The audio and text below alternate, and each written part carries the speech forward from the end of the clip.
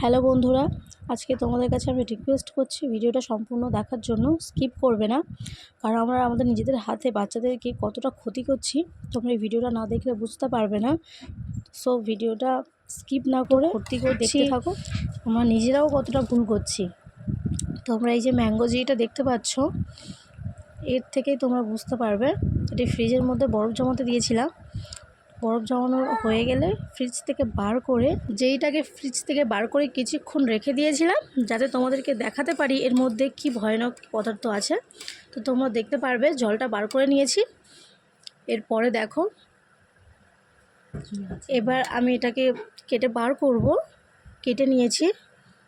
দেখো এর মধ্যে পুরোটাই প্লাস্টিক, রবারের মতো জেলির ভিতরে ছিল এগুলো।